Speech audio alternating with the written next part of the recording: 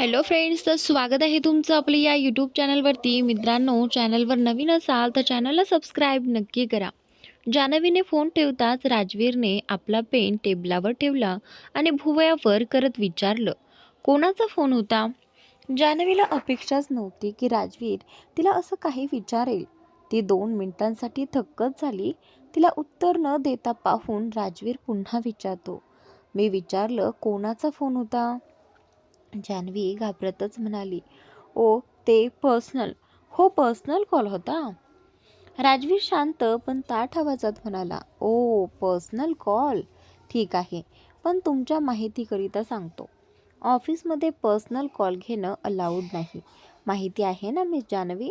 यावेळी घेतला, पण पुढच्या वेळी यासाठी फाईन आणि पनिशमेंट दोन्ही असतील. आशा करतो की हे स्पष्ट आहे, नाहीतर नंतर वाईट परिणामांसाठी तयार राहा. मग असं म्हणू नका की मी सांगितलं नव्हतं. प्रत्येक शब्दावर जोर देत बोलल्यानं राजवीरचा राग स्पष्ट जाणवत होता. जान्हवीने मान हलवत शांतपणे उत्तर दिलं, हो समजलं. राजवीरने तिला रागीट नजरेने बघत म्हणालं, गुड, व्हेरी गुड. जान्हवी मनातच कुजबुजली. खडूस कुठला. जान्हवीर लगेचच ऐकून म्हणाला, काय? काही म्हणालात का मिस जान्हवी? जान्हवी एकदम दचकली, पण स्वतःला सावरत म्हणाली, काय नाही, काहीच नाही. राजवीर भुवया उंचावत म्हणाला, ठीक आहे, मग आता आपलं काम करा. हो, जान्हवी म्हणाली. म्हणत जान्हवी लगेच कामाला गुंतली. तेवढ्यात राजवीर स्वतःशीच पुटपुटला, खूपच पर्सनल होतं बहुतेक. मला काय, कोणाचाही फोन असो. जान्हवीने त्याला काहीतरी बोलताना पाहून विचारलं, आपण काही बोललात का? त्यानंतर राजवीर तत्काळ पूर्णपणे नाकारत म्हणाला, नाही तर काहीच नाही. तुम्ही काही ऐकलत का? त्यानंतर जान्हवी गोंधळून म्हणाली, नाही, ऐकलं नाही, पण तुम्ही काहीतरी बोललात असं वाटलं. राजवीर तडक म्हणाला, जेव्हा तुम्ही काही ऐकलंच नाही तेव्हा मी काय बोलणार? तुम्हाला बहुतेक कानांचा प्रॉब्लेम झाला आहे.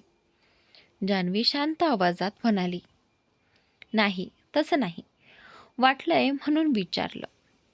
राजवीर दात चावत म्हणाला, तुम्हाला वाटणं खूप होतं. मी जान्हवी, थोडं कमी वाटू द्या आणि आपल्या कामावर लक्ष द्या. त्यानंतर जान्हवी ही रागावरत दात चावत म्हणाली, हो. त्यानंतर राजवीरने कपाळ चोळत सांगितलं, जा, माझ्यासाठी 1 कप कॉफी घेऊन या. डोके जड होऊ लागले. हो, म्हणत जान्हवी जी आहे ती आता कॉफीसाठी निघाली. तिच्या गेल्यानंतर राजवीर पुन्हा पुटपुटला, ही मुलगी मला नक्की वेडा करेल. मी पक्काच वेडा होणार आहे. तो स्वतःशीच पुढे कुरकुरू लागला, पर्सनल कॉल म्हणे, आणि माझ्या ऑफिसमध्ये, माझ्या केबिनमध्ये बसून. इतकं काय पर्सनल होतं की मला सांगूही शकली नाही? काहीही. फोन घेऊ द्यायला नको होता, पण इतकं विनवणीनं म्हणत होती की नकारही देता आला नाही. आणि त्यानंतर आता पुढे कधीच नाही म्हणणार. कितीही प्लीज केलं तरीही. रूल्स म्हणजे रूल्स, सगळ्यांना फॉलो करावेच लागतात. इकडे कॉफी आणण्यासाठी जाताना जान्हवी ही स्वतःशी चिडून बोलत होती, त्यालाही फक्त बहाणे हवेत कॉफीचे. इतरांचं डोकं फिरतं त्याच्यामुळे. त्याचं काय, बिचारे काम करणारे काय करणार, कुठे जाणार? दोघेही एकमेकांवर चिडलेले होते आणि दोघेही एकमेकांना मनातल्या मनात कोसत होते.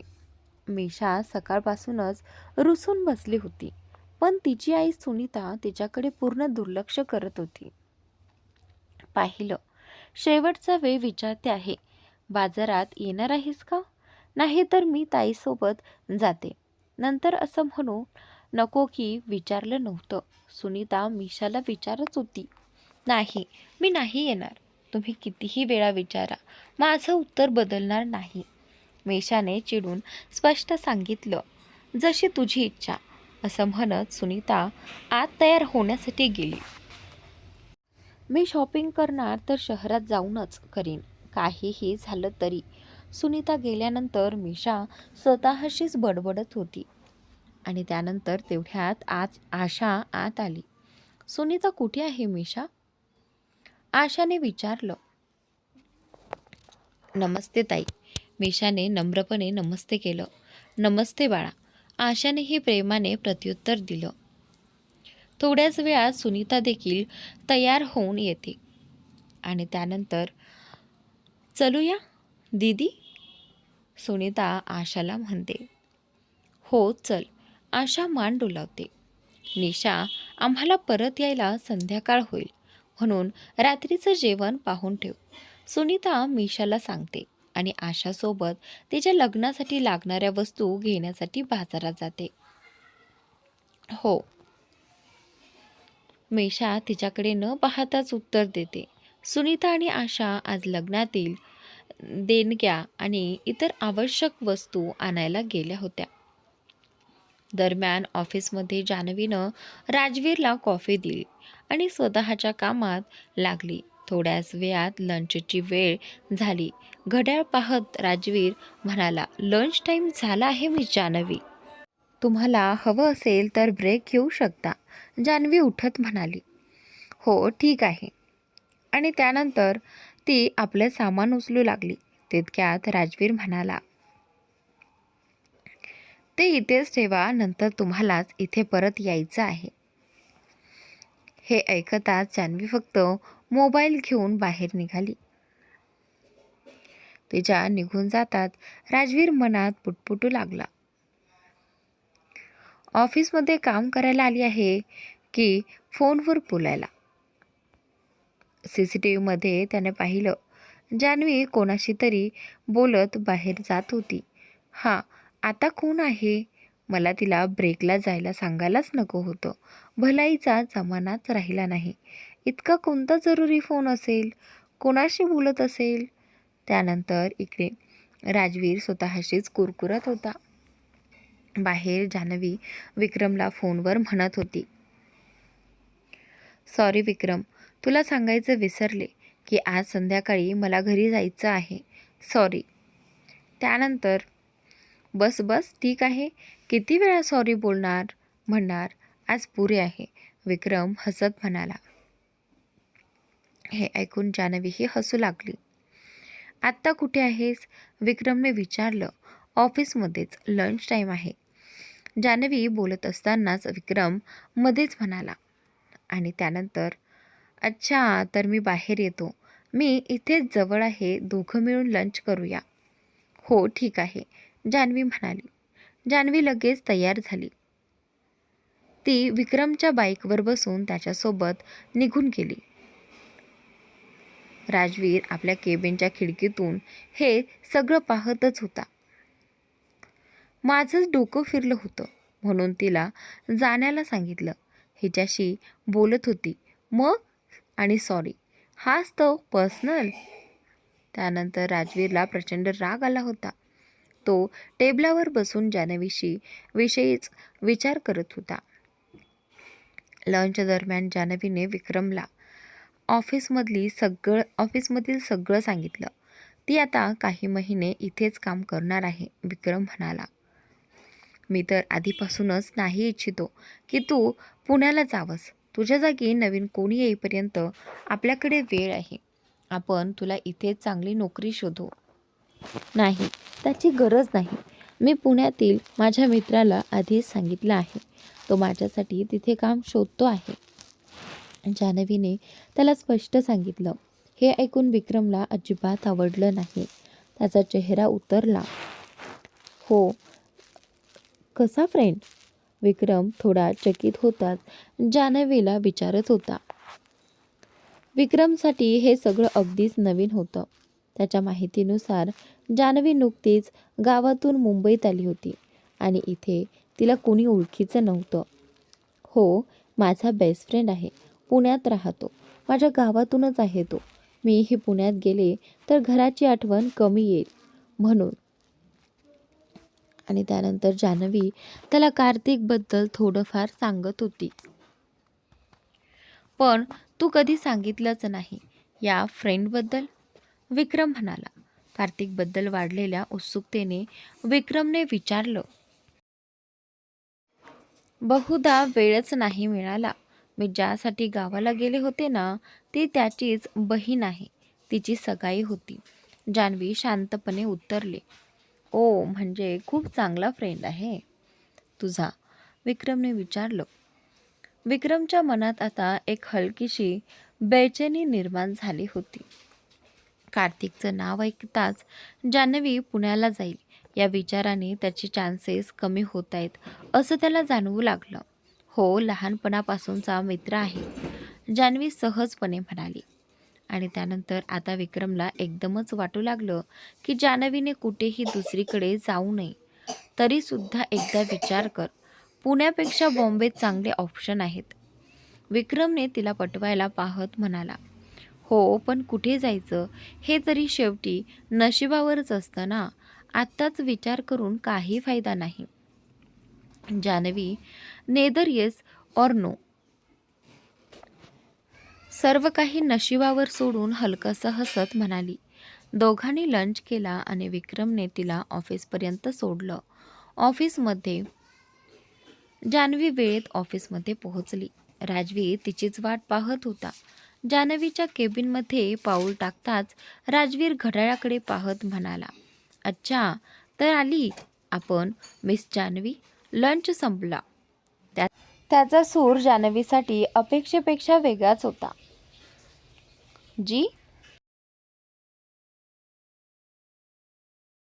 जान्हवी फक्त एवढंच म्हणाली. राजवीर असे प्रश्न विचारेल अशी तिला अपेक्षा नव्हती. ती शांतपणे बसून काम करायला लागली. पण राजवीर मात्र तिला एकटक पाहत बसला होता, किंवा म्हणाला तर घुरत होता. सुरुवातीला जान्हवीने लक्ष दिलं नाही, पण काही वेळाने तिला जाणवलं की राजवीर तिच्याकडेच बघत आहे.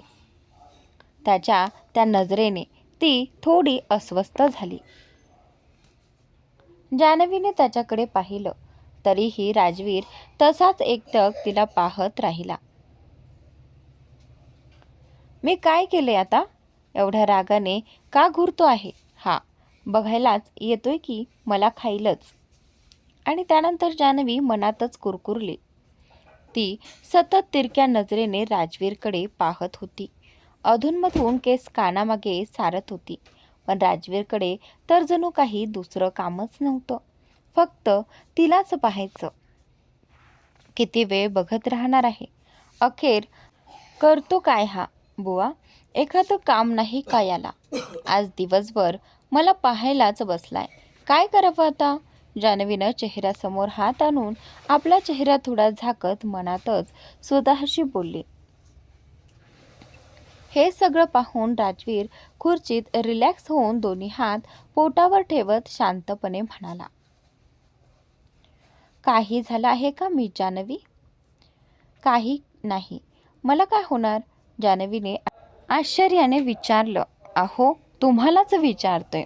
येथे आपल्याशिवाय तिसरं कोणी दिसतंय का? राजवीर मुद्दाम आजूबाजूला पाहत म्हणाला. नाही तर? जान्हवी बोलणार इतक्यात बोलता बोलता अचानक राजवीर तिचीच बात काटत म्हणाला. नाही, ते काय मी जान्हवी? त्याचा स्वर स्पष्ट चिडलेला होता. जान्हवीला काहीच समजत नव्हतं. ती मनातच विचार करत होती. मी असं काय केले की तो माझ्यावर एवढा रागवला आहे? मासूम चेहऱ्याने ती म्हणाली. मी काय केलं आहे? तुम्ही माझ्यावर एवढे राग का करत आहात? राजवीर लगेचच पुन्हा चढ्या आवाजात म्हणाला. आपण काय करताय मी जान्हवी? तुमची कधी काही गणती असते का? नेहमी पुढच्याची चूक असते. तुम्ही विनाकारण सुट्ट्या घ्या, ऑफिसमध्ये फोनवर टाइमपास करा, नियम पाळू नका. कामाऐवजी पर्सनल कॉल्समध्ये बिझी राहा. पण चूक चूक तर सदैव दुसऱ्याचीच, कारण मी जान्हवी इज ऑलवेज राईट. त्याच्या या सलग बोलण्याने जान्हवीचा चेहरा थक्क झाला. हा एवढा का ओरडतोय? काय झालंय अचानक? तिला काहीच कळेना. राजवीर पुन्हा म्हणाला. आपल्या कामाकडे लक्ष द्या मिस जान्हवी. अजूनही फाईल पूर्ण नाही केली आणि मलाही दिलेली नाही. आणि मग म्हणता की तुमच्याकडे कामाचा ढिगारा आहे म्हणून घरी उशीर होतो. काम वेळेवर कराल तर कुठल्याच दिवशी उशीर होणार नाही. राजवीरचा हा संपूर्ण राग तिला विक्रम सोबत पाहिल्यामुळे होता. हो बस, ऑलमोस्ट कंप्लीट होते. एवढंच म्हणत जान्हवी घाईघाईने कामात गुंतली. राजवीर 2-3 मिनिटे तिला टक लावून पाहत राहिला आणि मग परत आपल्या कामाकडे वळला. तेवढ्यात दार ठोठावलं गेलं आणि मिस्टर मेहता आत आले. सर, तो लॅपटॉप जो आपण मागवला होता. मिस्टर मेहतांनी लॅपटॉप पुढे केला. हो, मिस जान्हवी यांना द्या. राजवीरने तिच्याकडे इशारा केला. मेहतांनी लॅपटॉप देऊन तेथून निघून गेले. मला? पण कशासाठी? जान्हवी आश्चर्याने म्हणाली. जेणेकरून तुम्ही आरामात तुमचं काम करू शकाल, इथेही आणि घरीही. हा तुमचाच आहे, राजवीर शांतपणे म्हणाला. माझ्यासाठी? लॅपटॉप पाहून जान्हवीच्या डोळ्यात आनंद चमकला. इतका महागडा, लेटेस्ट टेक्नॉलॉजीचा लॅपटॉप ती कधी घेऊ शकली नव्हती. त्या आनंदाने तिचं मन भरून आलं. तिला हलकं इतकं खुश पाहून राजवीरच्या चेहऱ्यावरही स्मित उमटलं. जान्हवी लगेच लॅपटॉप ऑन करून तपासू लागली, पण लेटेस्ट सिस्टीम असल्याने ते कसं वापरायचं हे तिला समजत नव्हतं. राजवीर तिच्या कन्फ्यूज चेहऱ्याकडे पाहत होता. शेवटी तो तिच्या शेजारील खुर्चीवर येऊन बसला आणि तिला ते वापरायची पद्धत समजावू लागला. जान्हवी ही खूप लक्षपूर्वक ऐकत होती. ती काही विचारत असताना चुकून तिचा हात राजवीरच्या हातावर पडला. त्याला तिचा हात जाणवताच तो तिच्याकडे पाहू लागला, पण जान्हवीने लगेच हात मागे घेतला. सॉरी, मी फक्त हे विचारत होते. ती आधीच घाईघाईने सफाई देऊ लागली, जेणेकरून तो काही गैरसमज करणार नाही. राजवीर त्या क्षणी काहीच बोलला नाही, फक्त म्हणाला, इट्स ओके. अजून काही विचारायचं असेल तर विचारा. अवघडलेल्या जान्हवीने फक्त मान हलवली आणि त्याच्याकडे न पाहत आपल्या कामात गुंतली. राजवीरनंही तिचं अस्वस्थ होणं पाहून स्वतःच्या जागी जाऊन काम सुरू केलं. थोड्या वेळाने जान्हवी उठली तेव्हा राजवीरनं विचारलं, कुठे जात आहात मिस जान्हवी? प्रिंटआउट काढायला. समोरच प्रिंटर आहे, काढा. जान्हवी प्रिंटरजवळ गेली. वरून पंख्याची हवा येत होती आणि तिचे केस वारंवार चेहऱ्यावर उडत होते. एका हातात जड फाईल, दुसऱ्या हाताने प्रिंट काढणं आणि मध्येच केस सारखे बाजूला करणं. ती फारच त्रस्त झाली होती. हे पाहून राजवीर तिच्या मागे शांतपणे येऊन उभा राहिला. जान्हवीला जाणवलं की कोणीतरी मागे आहे. ती मागे वळता राजवीर अत्यंत जवळ उभा होता. आपण इथे काय करत आहात? ती घाबरल्यासारखी विचारली. राजवीर एका सेकंदासाठीच थोडा अडखळला आणि मग शांतपणे म्हणाला, माझं ऑफिस आहे, मी जिथे पाहिजे तिथे जाऊ शकतो.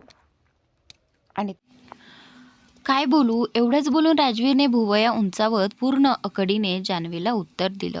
त्याच्या त्या टोनमुळे जान्हवी काही बोलू शकली नाही. जान्हवीचे केस वारंवार तिच्या चेहऱ्यावर येत होते. ती केस मागे सारायला हात वर करताच राजवीरने तिचा हात हलकेच पकडला आणि दुसऱ्या हाताने तिचे केस अलगद बाजूला केले. दोघे एकमेकांच्या खूप जवळ उभे होते. राजवीरचे नियंत्रण सुटत चालले होते. त्याच्या स्पर्शाने जान्हवीच्या अंगावर एक वेगळी शिरशिरी उठली. तिच्या डोळ्यांनी आपोआप मिटत चालले होते. ती राजवीरच्या जवळ एक आणि त्याच्या मेहकीत हरवत होती. राजवीर अगदी प्रेमाने तिचे केस कानामागे सारत होता. त्याचा एक हात अजूनही जान्हवीच्या हाताला धरून होता. तो तिला इतक्या मृदू नजरेने पाहत होता की जान्हवीलाही श्वास नीट घेत येता नव्हता. हळूहळू राजवीरचे ओठ जान्हवीच्या गुलाबी मऊ गालांच्या अधिक जवळ येऊ लागले. नको असूनही दोघे एकमेकांच्या अगदी श्वासांपर्यंत येऊन पोहोचले होते. दोघांच्या धडधडणाऱ्या हृदयाचा आवाज त्यांनाच ऐकू येत होता. राजवीर आता तिच्या गालावर ओठ ठेवणार इतक्यात प्रिंटरमध्ये जान्हवीने टाकलेले पेपर्स अचानक जोरात प्रिंट होऊ लागले आणि मोठा आवाज झाला. दोघे दचकल्यासारखे भानावर आले. जान्हवीने त्वरित आपला हात सोडवला. राजवीरनेही लगेच पाऊल मागे घेतले. ती वळून आपले पेपर्स गोळा करू लागली. राजवीरही होशात येत स्वतःच्या खुर्चीवर बसला आणि लॅपटॉपवर काम करण्याचा प्रयत्न करू लागला. पण त्याच्या नजरा परत परत जान्हवीकडे जात होत्या. जान्हवी प्रिंटरमधून पेपर काढून स्वतःचे सामान घेऊन परत आपल्या डेस्ककडे निघून गेली. राजवीर तिला जाताना पाहत राहिला, पण काही विचारण्याची त्याच्यात हिंमतच नव्हती. काय करतोयस रे तू राजवीर? कधी अशी मूर्खपणा केली नव्हतीस. आज कसल्या हुरूपात काय करायला जात होतास?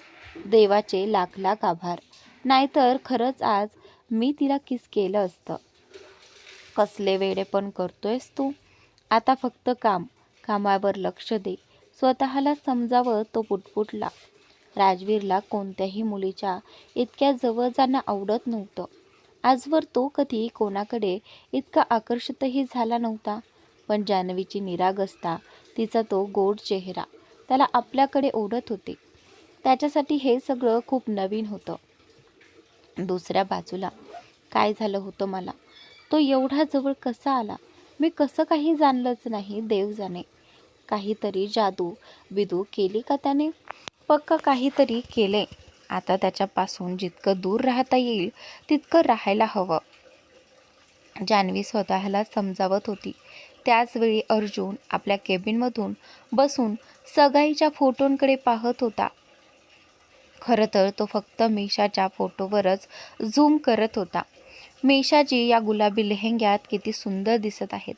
त्यांच्यावर तर काहीही शोभून दिसतं आणि मीही त्यांच्या शेजारी छान दिसतो. आपली जोडी ही किती छान दिसते. मला तर त्यांना पाहताच क्षणी प्रेम झालं होतं. इतकी सुंदर मुलगी. कधी आपली लग्न होईल? कधी त्या माझ्यासमोर प्रत्यक्ष दिसतील? किती दिवस या फोटोंवरच समाधान मानावं लागतंय. अर्जुन स्वतःच हरवून मीशाची स्तुती करण्यात मग्न होता. काश हे फोटो मी मीशाजींना पाठवू शकलो असतो, पण त्यांच्याकडे फोनच नाही. नाहीतर त्यांनी देखील पाहिलं असतं की त्या किती सुंदर दिसत आहेत. अर्जुन त्या दिवशीही स्वतःशीच काहीतरी पुटपुटत फिरत होता. काय आहे यार, माझ्या हातात असतं तर इव्हाना लग्न करून तिला घरी घेऊनही आलो असतो. या फालतूच्या रीतिरिवाजांसाठी एवढा वेळ का वाया घालवतात? हा महिना कधी संपणार आणि आपला वेळ कधी येणार? अर्जुन वैतागून स्वतःशीच बोलत होता. तुम्हालाही माझी आठवण येते का मेशाजी? की फक्त मीच देवदास बनून फिरतोय? मेशाची फोटो हातात घेऊन अर्जुन विचारात होता. एकतर तिच्याकडे फोन नाही, नाहीतर मेसेज तरी करता आले असते. वरून तिच्या गावात इंटरनेटही नाही. सगळ्या प्रॉब्लेम्स माझ्याच वाटेला का येतात? अर्जुन कधी स्वतःला तर कधी नशिबाला दोष देत होता. चल, भेटणं नाही जमलं तरी चालेल, पण फोनवर तरी बोलता येतं ना. त्यात काय समस्या आहे? सगळेच बोलतात फोनवर, यात काही गैर नाही. तो स्वतःच प्रश्न विचारून स्वतःच उत्तर देत राहिला. अचानक त्याच्या डोक्यात एक कल्पना चमकली. लँडलाईनवर फोन करून बघू का? कदाचित मीशाजी उचलतील. पण जर दुसऱ्याने उचलला तर मग काय करू? अर्जुन पुन्हा गोंधळला. थोडा विचार करून तो म्हणाला, चालेल, जर मीशाजीने उचलला तर ठीक, नसेल तर फोन कट करतो. यापेक्षा अधिक मी काय करू शकतो? फोन हातात घेऊन अर्जुन देवाला प्रार्थना करत नंबर फिरवतो. हे देवा, प्लीज मीशाजींच्याच हातात फोन जाऊ दे. काहीतरी असं कर. फोन वाजू लागतो. मीशा त्यावेळी स्वयंपाक करत होती. घंटी ऐकून ती पटकन बाहेर येऊन रिसिव्हर उचलते. हॅलो, हो बोला. मीशाने तिच्या गोड आवाजात उत्तर दिलं. तो आवाज ऐकताच अर्जुनचा आनंद तर अवर्णनीय झाला. काही बोलण्याआधीच त्याच्या मनात थोडी शरारत आली. त्याने आवाज जरा जड करून विचारलं, पहचाना नाही आपण आम्हाला? मीशा थोडा वेळ शांत राहिली, विचार केला आणि मग म्हणाली, मी तुम्हाला ओळखू शकले नाही. नाव सांगाल तर कदाचित ओळखता येईल. अर्जुनने पुन्हा बनावटी जड आवाजात म्हटलं. असं कसं ओळखलं नाहीत? हे तर चुकीचं आहे. आणि त्यानंतर इकडे मेषा आधीच आईवरून चिडलेली, त्यामुळे आता तिचा संयम सुटला. ती जरा त्रासून म्हणाली, नाही, मला ओळखू येत नाही आणि कदाचित येणारही नाही. मी फोन ठेवते. हे ऐकताच अर्जुनचं हृदयच तोंडात आलं. नाही नाही मिशाजी, प्लीज फोन कट करू नका, तो घाबरून पटकन म्हणाला. हे शब्द ऐकून मिशाला लगेच कळलं की फोनवर अर्जुनच आहे. अर्जुनजी तुम्हीच ना? मिशाने आश्चर्याने विचारलं. आणि त्यानंतर हो मीच. अर्जुनला काय बोलावं ते सुचेना. तो केस विस्कटत फक्त तेवढंच म्हणाला, असं काय अर्जुनजी, काय नाटक करत होतात? मिशाने त्याला थोडंसं रागावलंच, पण तिच्या आवाजातील ममता आणि गोडवा तसाच जाणवत होता. अर्जुनला तिची ती डाटही गोडच वाटली. मी तर फक्त थोडंसं तुम्हाला छेडत होतो, पण मला बरं वाटलं की इतक्यात तुम्ही माझा आवाज ओळखलात, अर्जुन म्हणाला. मिशा शांतपणे म्हणाली, नाही, कारण मिशाजी म्हणणारा फक्त एकच माणूस आहे, तुम्ही. म्हणून कळलं की तुम्हीच आहात. अर्जुन मिशाला छेडत म्हणाला, ओ म्हणजे असं आहे. बरं आहे, सांगितलं. नाहीतर मी काहीतरी वेगळंच समजत होतो. पण एवढं खरं बोलण्याची गरज नव्हती मिशाजी. कधीकधी एखाद्या चुकीच्या समजुतीतही एखाद्याला आनंद मिळतो. तो तोडू नये. आपण तर तीही हिरावलीत माझ्याकडनं. मिशा लगेच म्हणाली, सॉरी, मी तर फक्त. त्यानंतर इकडे नाही नाही, तुम्ही कसलं सॉरी, चूक तर माझीच होती, अर्जुन लगेच म्हणाला. चला सोडून द्या, तुम्ही सांगा काय करत होतात? त्यानंतर इकडे मी स्वयंपाक करत होते. आणि तुम्ही काय करत होतात? मिशाने विचारलं. मी तर आपली सगाईची फोटो पाहत बसलो होतो, अर्जुन हसून म्हणाला. आज कामावर गेला नाही का? त्यानंतर मिशाचा प्रश्न. गेलोय ना, ऑफिसमध्येच फोटो बघत बसलो होतो, अर्जुनने घाईने म्हणाला. मिशा गोडपणे चिडवत म्हणाली, अहो, ऑफिसला जा म्हणजे काम करा की फक्त टाइमपास? कामही करतो, पण खरं सांगू, तुम्हाला पाहिल्यापासून माझं लक्षच लागत नाही, अर्जुन मनापासून म्हणाला. हे ऐकताच मिशाच्या चेहऱ्यावर मोठी स्मित उमटली. तिचे गाल हलके गुलाबी झाले. ती लाजली, पण काहीच उत्तर दिलं नाही. काय झालं? तुम्ही काही बोलतच नाही आहात? बराच वेळ दोन्ही बाजूंनी शांतता पसरली होती. मग अर्जुनने शांतता तोडत मिशाला विचारलं, काही नाही, ठीक आहे, मी फोन ठेवते. मिशाला काय बोलावं हे सुचत नव्हतं, म्हणून तिने फोन ठेवणंच योग्य समजलं. का? काय झालं? कुणी आलं का? अर्जुनला मिशाने एवढ्या घाईने फोन ठेवण्याचं कारण कळत नव्हतं. नाही, म्हणजे आई येण्यापूर्वी मला जेवण बनवायचं आहे आणि मी ती बहानाच करत होती. अच्छा, म्हणजे आंटी घरी नाहीत? अर्जुनने विचारलं. आणि त्यानंतर नाही नाही आहेत. अरे वा, मग तर तुम्ही आरामात बोलू शकता. त्यानंतर सुनीताजी घरी नाहीत हे ऐकून अर्जुन खूप खुश झाला. आता तो मिशाशी निर्धास्तपणे तेही भरपूर वेळ बोलू शकणार होता. हो, पण मला आई येण्याआधी स्वयंपाक करून ठेवायचा आहे, नाहीतर मला पुन्हा ओरडा खावा लागेल, मिशा म्हणाली. आणि त्यानंतर आंटी कुठे गेल्या आहेत? बाजारात, लग्नाच्या खरेदीसाठी, तिने उत्तर दिलं. अरे, मग इतक्या लवकर त्या परत येणार नाहीत, काळजी करू नकोस. आणि त्या घरी असल्या की नेहमीच तशाच फोन उचलतात. आपलं तर कधी नीट बोलणंच होत नाही. आता तरी आपल्याला नीट बोलायला संधी मिळाली आहे. आणि लग्न ठरल्यापासून मी एकदाही नीट तुमच्याशी बोलले नाही. सगाईच्या दिवशीही सगळे नातेवाईक भोवतीच होते. अर्जुनने तिला समजावले. आणि हो, ते खरं आहे, पण मीशाकडे पुढचा बहाणा नव्हता म्हणून ती शांत झाली. तुम्ही शॉपिंगला गेल्या नाहीत? नाही, तिने छोटंसं उत्तर दिलं. का? त्यानंतर अर्जुनने प्रश्न विचारला. मी माझी लग्नाची खरेदी शहरात जाऊन करणार आहे, मीशा म्हणाली. मीशा आत्मविश्वासाने म्हणाली. हे ऐकून अर्जुन उत्साहाने म्हणाला, मीही शहरात जाऊनच लग्नाची शॉपिंग करणार आहे. मग आपण एकत्रच जाऊया ना, जसं सगाईची शॉपिंग केली होती. मीशाच्या बोलण्यातून हे कळताच अर्जुननं तिथूनच शिवायचा प्लॅन केला. नाही अर्जुनजी, माझी शॉपिंग एका दिवसात होणार नाही. मी काही दिवसांसाठी जानूच्या घरी राहणार आहे आणि तिथूनच सगळी खरेदी करेन. मीशानं स्पष्ट म्हणत त्याचा प्रस्ताव नाकारला. हे ऐकून अर्जुनचा विचार पुन्हा त्या जुन्या दिवसाकडे गेला. हो, आणि मागच्या वेळी ही तुमची सारी शॉपिंग जानूच्या हातात हात घालूनच झाली होती. मी तर फक्त सोबत होतो एवढंच. मला तर विसरलातच तुम्ही दोघं. अर्जुन मनोमन त्या दिवशीची आठवण काढत होता. आणि त्यानंतर बराच वेळ तो गप्प राहिल्यामुळे मीशाने आवाज दिला. Hello hello अर्जुनजी. हो, बोलताय ना, मी ऐकतोय. अर्जुन भानावर आला.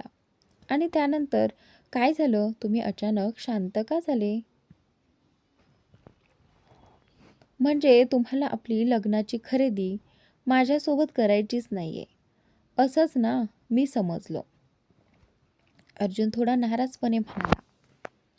नाही नाही, तसं नाहीये, तुम्ही चुकीचं समजलात. मीशा त्याला समजावत म्हणाली. मग तुम्हीच सांगा मला.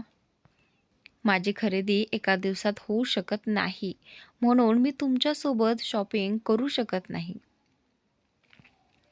असं असेल तर मीही काही दिवसांसाठी शहरात थांबेन, अर्जुन निश्चयाने म्हणाला. पण तुमचं काम?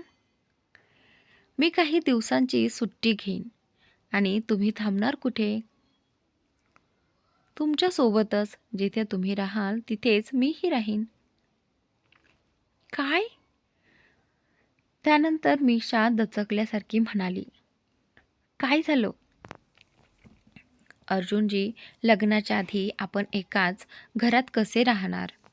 मीशाने सांगितलं. अरे नाही, मी तर त्याच हॉटेलमध्ये थांबण्याबद्दल बोलत होतो. तुम्ही चुकीचं समजलात. ओ, मी तर जानूच्या घरी राहणार आहे. त्यानंतर इकडे मीशा म्हणाली. ओके, मी तर एखाद्या हॉटेलमध्ये रूम बुक करून घेईन. अर्जुन मीशाशी म्हणाला. हो ठीक आहे, तुम्हाला जसं योग्य वाटेल तसं करा. मीशाकडे आता काही उत्तर उरलं नव्हतं म्हणून तिनं होकार दिला. म्हणजे ठरलं, आपण दोघं मिळून शॉपिंग करणार, बरोबर? अर्जुननं पुन्हा खात्री करून घेत विचारलं. मी आधी घरी विचारून सांगते, मीशा म्हणाली. नाही नाही, हे काय बोलताय तुम्ही? घरी सांगायचंच नाही, अर्जुन तिला समजावत म्हणाला. का? घरच्यांना सांगावंच लागेल ना, मीशा तिच्या निरागस आवाजात म्हणाली. नाही मीशा, घरच्यांना कळलं तर ते तुम्हाला शहरात शॉपिंगला जाऊच देणार नाहीत, अर्जुन शांतपणे समजावत म्हणाला. पण घरचे काही चुकीचं करत नाही ना, मीशा तशीच निरागसपणे म्हणाली. मी तर शहरात जाऊन शॉपिंग तरी करणारच, पण तुमचे घरचे तुम्हाला जायला नाही म्हणाले तर तुम्ही शॉपिंग कशी करणार? अर्जुननं पटवून सांगितलं. अर्जुनचं म्हणणं मीशाला पटून गेलं. आधीच घरचे तयार नव्हते आणि अर्जुनसोबत जायचं कळलं तर ते नक्कीच हो म्हणणार नव्हते. हो, बरोबर आहे तुम्ही. कदाचित ते मला जाऊच देणार नाहीत. मग मी जानूसोबतही शॉपिंग करू शकणार नाही, मीशा मान हलवत म्हणाली. हेच तर मी सांगत होतो, अर्जुन म्हणाला. ठीक आहे, मी काही सांगत नाही घरी. मीशा अखेर तयार झाली. तरीही ही जानू तुमची बेस्ट फ्रेंड ना, अर्जुननं विचारलं. हो, लहानपणापासूनची मैत्रीण आहे. माझी सगळ्यात जवळची मैत्रीण, मेषा आनंदानं म्हणाली. पण अर्जुनला मात्र हे ऐकून काही विशेष आनंद झाला नाही. शादी माझ्याशी होणार आणि मॅडमला शॉपिंग जानूसोबत करायची आहे. माझी तर काही किंमतच नाही, अर्जुन मनातच कुरकुरला. तो पुन्हा त्याच्या विचारात हरवून गेला. काही वेळ आवाज न आल्यावर मेषाला वाटलं फोन कट झाला. हॅलो, हॅलो, ती म्हणाली. हो, मिशाजी बोला, अर्जुन भानावर येत म्हणाला. तुमचा आवाज येत नव्हता, मला वाटलं फोन कट झाला, मिशा म्हणाली. नाही, मी तर फक्त हेच विचार करत होतो की कधी तुम्ही लग्न करून माझ्याकडे याल, अर्जुन मनातलं बोलला. आता फक्त 1च महिना राहिला आहे, मेषा शांतपणे म्हणाली. फक्त 1 महिना? तुम्ही किती सहज म्हणता. 1 महिना खूप मोठा असतो, अर्जुननं नाराजीनं म्हटलं. कुठे मोठा असतो? इतकी शॉपिंग, तयारी, लग्नाची सगळी धावपळ. 1 महिना म्हणजे कधी संपेल कळणारही नाही, मिशानं आपलं म्हणणं सांगितलं. माझ्यासाठी तर एक एक क्षण पार करणं कठीण झालंय आणि तुम्ही सरळ महिना बोलताय, अर्जुननं हळूच सांगितलं. हे ऐकताच मिशाच्या गालांवर लाजेची लाली आली. काहीही बोलता तुम्ही, ती हळूच म्हणाली. अरे खरंच, कधीपर्यंत मी फक्त तुमचे फोटो पाहून मन शांत ठेवू, अर्जुन छेडत म्हणाला. आणि त्यानंतर मलाही बघायच्या होत्या सगाईच्या फोटो, मेषा उत्सुकतेने म्हणाली. हो, तुम्ही खूप सुंदर दिसत होतं, नजर हटतच नव्हती, अर्जुन तिची स्तुती करत म्हणाला. बस करा आता अर्जुनजी, मेषा हसत म्हणाली. अरे तुम्ही असं बोलताय जणू मी खोटं बोलतोय. खरंच तुमचे फोटो फार छान आलेत आणि माझ्यासोबत तर आणखीन सुंदर. माझ्या सोलो फोटोंचं काय? मेषा काळजीने विचारते. तसेही छान आहेत, पण जे माझ्यासोबत आहेत ना, ते थोडे अजूनच छान आले, अर्जुननं हसत सांगितलं. ओ अच्छा, मेषा म्हणाली. आपली जोडीच इतकी परफेक्ट आहे, मग फोटो सुंदर येणारच ना. एकदम परफेक्ट कपल, अर्जुन आत्मविश्वासात म्हणाला. हे थोडं जास्त नाही का होते, मेषा हसत म्हणाली. का, असं का वाटतंय तुम्हाला, अर्जुननं विचारलं. तुम्ही अजून आपण नीट एकमेकांना ओळखतही नाही, आणि मेषा बोलत होती पण अर्जुननं मध्येच बोलत थांबवलं. अरे ओळखून जाऊ ना, आणि आता तर आपण लवकरच भेटणारही आहोत, अर्जुननं आत्मविश्वासानं सांगितलं. मेषा त्याच्या उत्तरानं थोडी स्तब्ध झाली. तर मित्रांनो, आजचा भाग इथे संपला. पुढील भाग नक्की पहा आणि चॅनलला सबस्क्राईब नक्की करा.